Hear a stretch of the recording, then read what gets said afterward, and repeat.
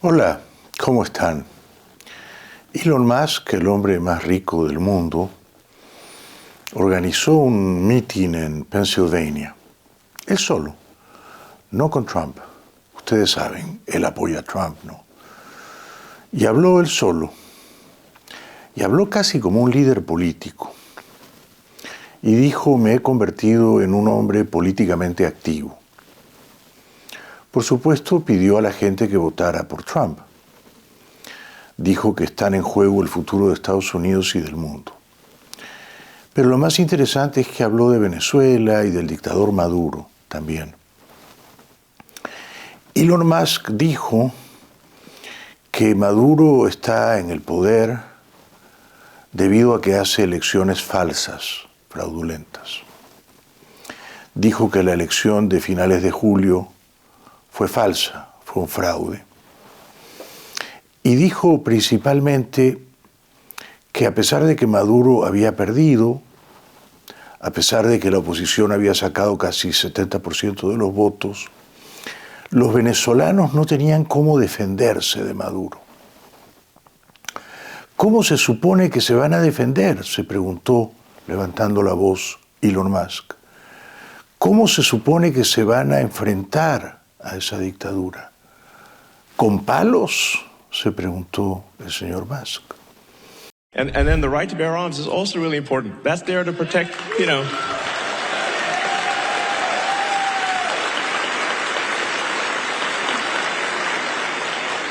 I mean, the Second Amendment is there to protect the First Amendment.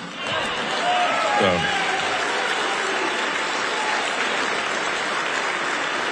as soon as the government can disarm the people, they can do anything they want. And we've seen this in one country after another. They take the guns away from the people, then they do fake elections, and then the people try to protest and they just get shot. That's what happened in Venezuela recently. They had a fake election. Maduro lost, massively lost, 70% loss. And he's like, oh no, I won. And everyone's like, oh, you didn't win. There were big protests in the street. But the thing is that Chavez, when he came into power, took away everyone's guns. So now you're facing, soldiers with assault rifles. Were you going to throw some sticks at them or something? Use finger guns? It doesn't work. So Maduro, even though he lost the election, is still in power. And that's the kind of risk that we face. So but we got to do everything possible to protect the Constitution. And I think this is, Y esta es una respuesta que nos toca a todos, también a quienes, como Elon Musk, que nació en Sudáfrica y que por eso no podría ser nunca presidente de Estados Unidos, o como a mí, que nací en Lima, Perú, también a nosotros nos toca. Si al final gana Trump, como desea Elon Musk, sería absolutamente formidable que ambos, porque Trump quiere que Musk sea parte de su gobierno, diseñaran un plan corto, simple, eficaz, usando tecnología militar sofisticada, para libertar a los tres países salvajemente oprimidos de América, o sea, Cuba, Venezuela y Nicaragua, ¿no? Piensan ustedes que Elon Musk tiene toda la plata del mundo. Es el hombre más acaudalado del planeta. Tiene más de 260 billones de dólares. No le costaría ni $500 millones libertar a esos tres países y en un mes o dos podrían hacerlo. ¿Qué falta? Falta la determinación política, falta el liderazgo moral y falta la compasión con esos pueblos salvajemente sojuzgados. O sea que es muy bueno que Elon Musk tenga presente en su agenda de preocupaciones a la dictadura venezolana y al hecho trágico de que los venezolanos no tienen cómo defenderse, no tienen ni siquiera los palos a los que aludió Elon Musk. Y hay más de 2.000 presos políticos ahora. Venezuela tiene más presos políticos que Cuba. Y hay más de un centenar de adolescentes que son presos políticos. Es una barbaridad. Pero hoy quiero hablar también, y antes, tengan en cuenta cómo los soldados de Israel han dado de baja a un cabecilla terrorista, Yahya Sinwar. Lo hicieron usando drones. De nuevo, vuelvo al argumento, me parece a mí irrebatible, de que en estos tiempos las guerras no se ganan como antes, con caballos o con bayonetas o con soldados en tierra, ni siquiera con tanques, se ganan con tecnología militar sofisticada, aérea, principalmente drones. Si así Israel ha dado de baja a sus principales enemigos, no sé por qué Estados Unidos y eventualmente con la colaboración de Elon Musk no podrían dar de baja también a los principales enemigos de la libertad en América, ¿no? Que son nuestros enemigos. Y hablo de, por supuesto, Díaz-Canel, Raúl Castro y gente aún peor en Cuba. Hablo de Cabello, de Maduro, en ese orden, porque ahora Cabello tiene más poder, de Padrino López, de los Rodríguez en Venezuela y de Ortega y Murillo en Nicaragua.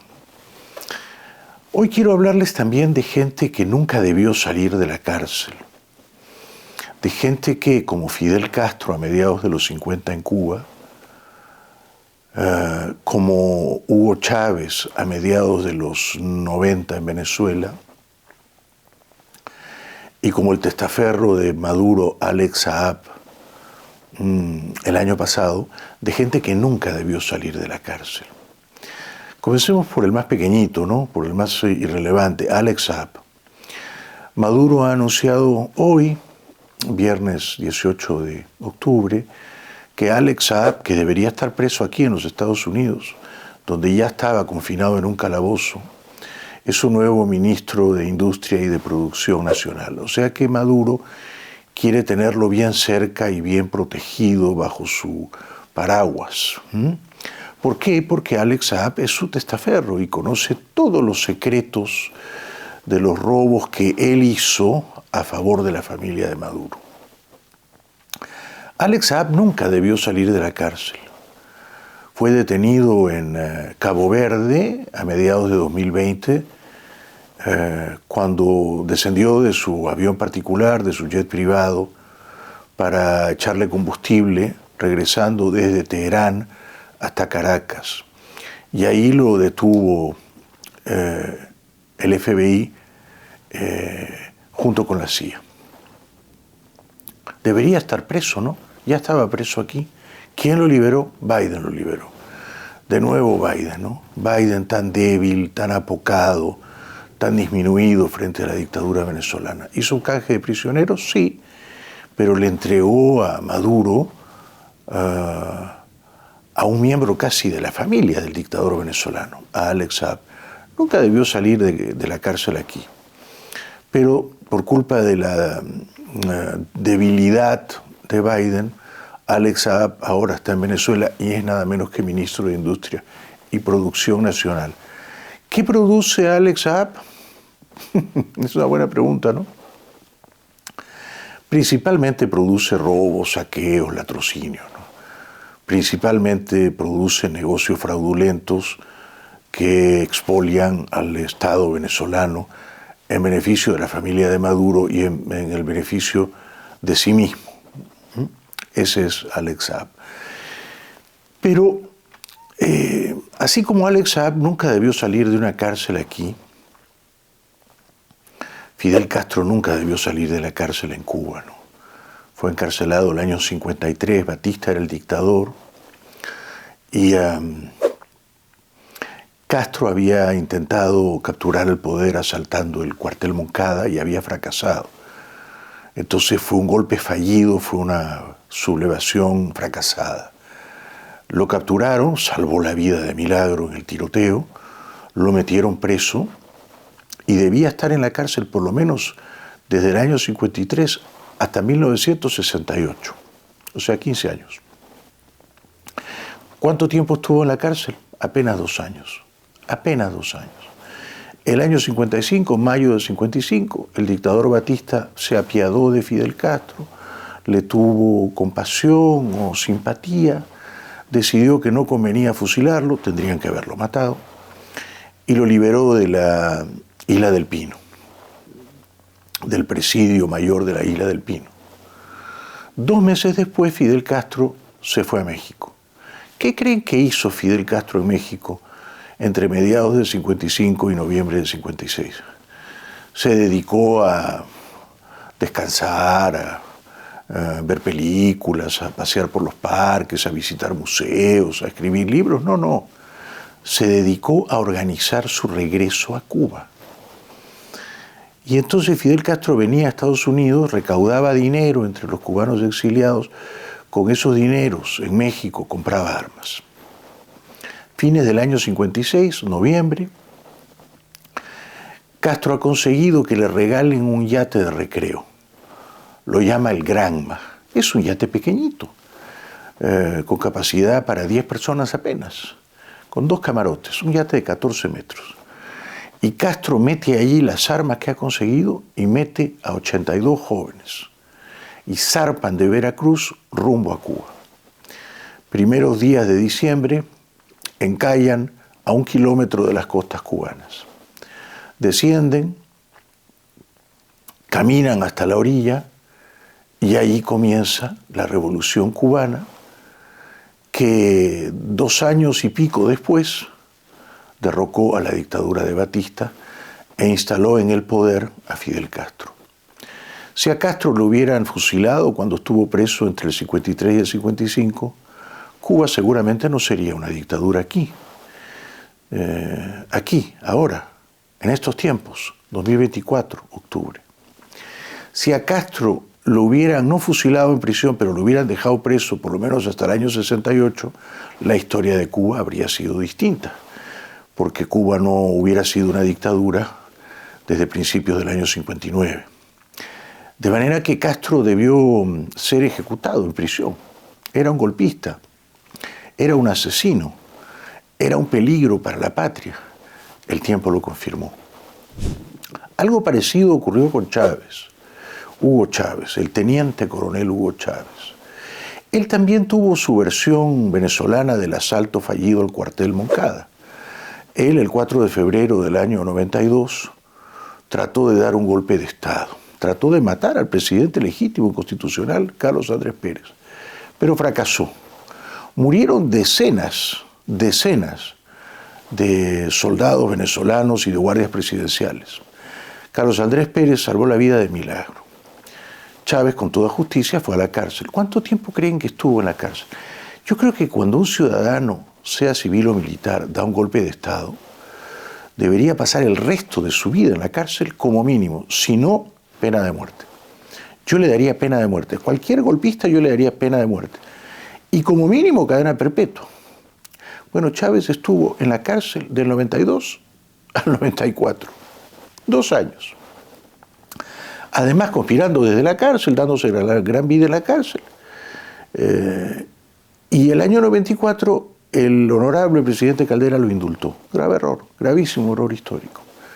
Y entonces Chávez, que había dado un golpe de Estado que había costado la vida a decenas de venezolanos, apenas estuvo en el calabozo, despojado de su libertad, 2 años.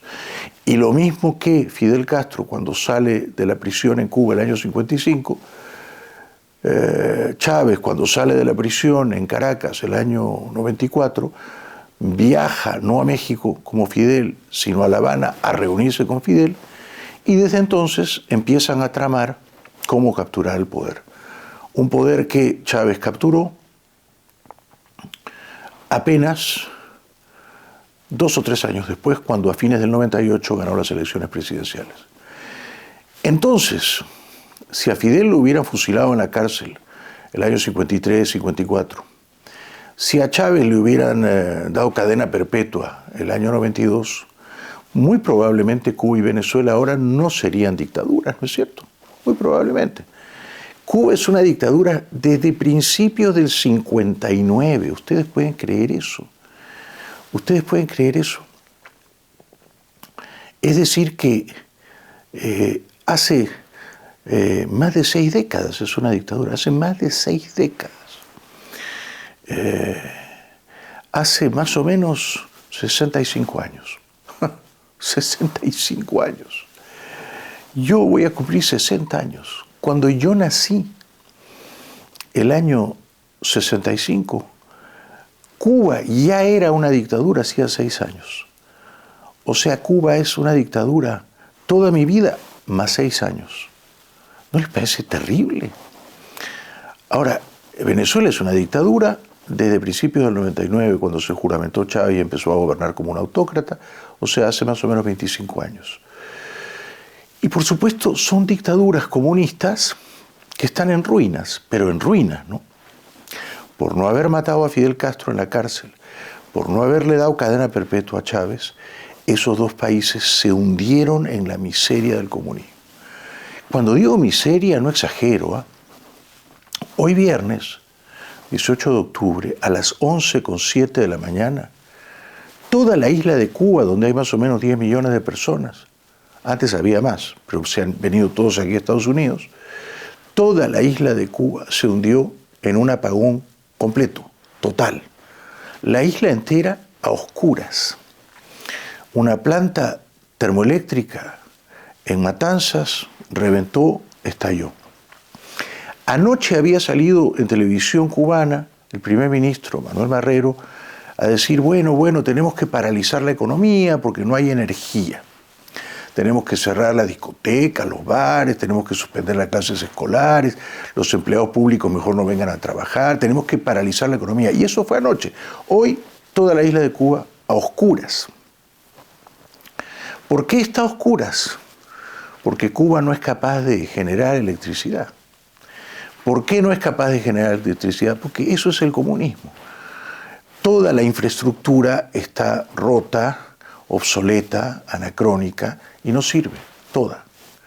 Entonces Cuba necesita petróleo de afuera, porque Cuba no produce petróleo. Antes, en los tiempos opulentos de Chávez, Chávez le regalaba todo el petróleo a Cuba y no había problemas. Pero ahora Venezuela no tiene mucho petróleo para regalar.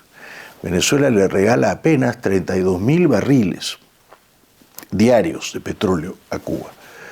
Y Cuba necesita 3 veces más que eso, 3 veces más. El año pasado Maduro le regalaba el doble de barriles de petróleo a Cuba. Ahora lo ha recortado a la mitad. 32.600 barriles de petróleo diarios son más o menos a $100 por barril, $3.200.000 que Maduro le regala a Díaz-Canel todos los días. $3 millones de regalo en petróleo todos los días. Son $100 millones al mes que Maduro le regala a Díaz-Canel. Y sin embargo, a pesar de eso, Cuba está ahora a oscuras. Eso es el comunismo, ¿no? No solo te quitan la libertad, no solo te quitan la dignidad, no solo te quitan el bienestar, la calidad de vida, comer 3 veces al día, no solo te quitan la educación, la salud, la vivienda, hay que ver cómo se cae a pedazos toda La Habana, pero por último te quitan la luz eléctrica, el agua potable. Y entonces la ciudad entera se convierte en un albañal, en una alcantarilla, donde la gente no tiene agua potable, no tiene luz eléctrica, no tiene, por lo tanto, aire acondicionado, las neveras no refrigeran los alimentos, todo se descompone. Esa es la Cuba comunista de hoy, 65 años después de dictadura. Y esta es la Venezuela comunista de hoy, 25 años después de dictadura. Y entonces uno se pregunta, ¿cómo carajos no fusilaron a Fidel Castro en la prisión de la Isla del Pino el año 53? ¿Cómo no lo fusilaron? ¿Cómo no le dieron cadena perpetua al cabrón de mala entraña de Chávez por haber dado un golpe de Estado contra Carlos Andrés Pérez? 2 años en la cárcel y lo indultan, lo liberan, para que se convierta 3 años después en dictador de Venezuela. Joder, todo eso me calienta la sangre. Verdaderamente me calienta la sangre. Entonces la democracia tiene que saber, y aquí termino, ¿no?, defenderse. La democracia tiene que saber defenderse de sus enemigos, ¿no? Cuando insurgen estos criminales, estos psicópatas, estos homicidas como Fidel Castro, como Hugo Chávez, la democracia tiene que saber defenderse y meterlos detrás de las rejas como mínimo, y si no, llevarlos a un paredón y fusilarlos sin contemplaciones, ¿no? porque liberarlos y permitirles que ellos accedan al poder tiene un precio muy alto. Y ese precio es la libertad. Seguimos.